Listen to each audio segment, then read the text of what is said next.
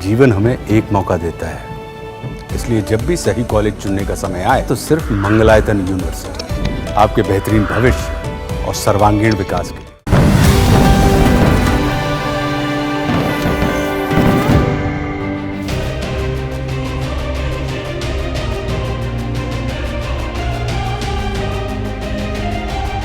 America के encourage शहर में अमेरिका के राष्ट्रपति डोनाल्ड ट्रंप और व्लादिमीर पुतिन के बीच भारतीय समयानुसार शनिवार रात करीब 1 बजे बातचीत हुई।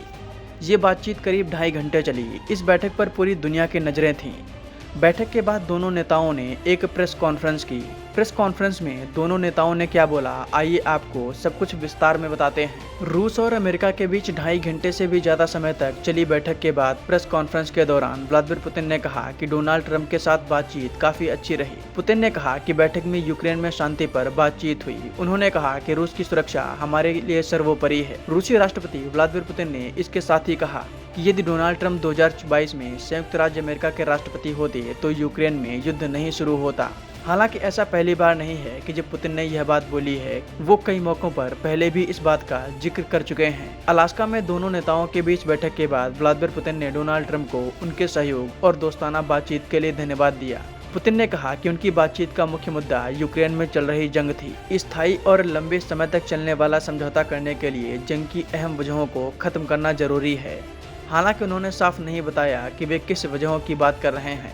पुतिन ने कहा कि अमेरिका और रूस भले ही महासागरों से अलग हैं, फिर भी बहुत करीब के पड़ोसी हैं। उन्होंने बताया कि दोनों देशों के बीच दूरी सिर्फ 4 किलोमीटर की है, इसलिए वो सच में पड़ोसी हैं। पुतिन ने कहा कि आज सुबह उन्होंने हवाई अड्डे पर डोनाल्ड ट्रंप से हाथ मिलाया तो उन्होंने उनसे नमस्ते पड़ोसी कहा। इसके बाद व्लादिमीर पुतिन ने अलास्का का इतिहास याद किया, जो 158 साल पहले रूस का हिस्सा था। उन्होंने अमेरिकी राज्य में अभी मौजूद रूसी ऑर्थोडॉक्स चर्चों का जिक्र करते हुए कहा कि यह साझा विरासत दोनों देशों के बीच बराबरी और आपसी फायदे वाले रिश्ते को फिर से मजबूत करने में मदद कर सकती है।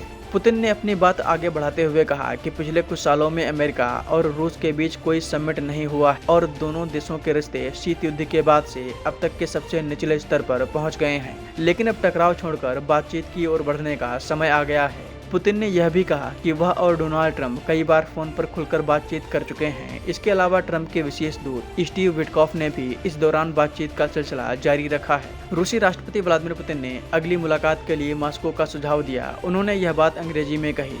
ट्रंप ने कहा कि यह फैसला लोगों को पसंद आएगा और कुछ आलोचना भी करेंगे, लेकिन उन्होंने पूरी तरह से इसे नकारा नहीं। ट्रंप ने कहा कि यह हो सकता है। वहीं डोनाल्ड ट्रंप बोले कि कुछ मुद्दों पर सहमति नहीं बन सकी है। ट्रंप का कहना है कि पुतिन के साथ उनके शानदार रिश्ते रहे हैं, लेकिन रूसी संबंधी धोखाधड़ी के कारण इसमें बाधा आई है। अमेरिकी राष्ट्रपति डोनाल्ड ट्रंप ने कहा कि उनका पुतिन के साथ हमेशा से अच्छा संबंध रहा है, लेकिन 2016 के अमेरिकी चुनाव में रूस के हस्तक्षेप की जांच के कारण इसमें रुकावटें आईं। ट्रंप ने बताया कि उनके बीच कई कठिन और कई अच्छे बैठकें हुईं। पुतिन से वार्ता के बाद डोनाल्ड ट्रंप बोले कि बातचीत सार्थक रही। जल्द ही वह नाटो और जेलेंस्की से संपर्क करेंगे। ट्रंप ने कहा कि अलास्का में रूसी राष्ट्रपति व्लादिमीर पुतिन के साथ बातचीत के बाद उन्हें कई फोन कॉल करने हैं। इसमें नाटो, यूक्रेनी राष्ट्रपति व्लादिमीर जेलेंस्की और बाकी नेता शामिल हैं। उन्होंने पत्रकारों से कहा कि मैं कुछ कॉल शुरू करने वाला हूं और उन्हें बताऊंगा कि मीटिंग में क्या हुआ।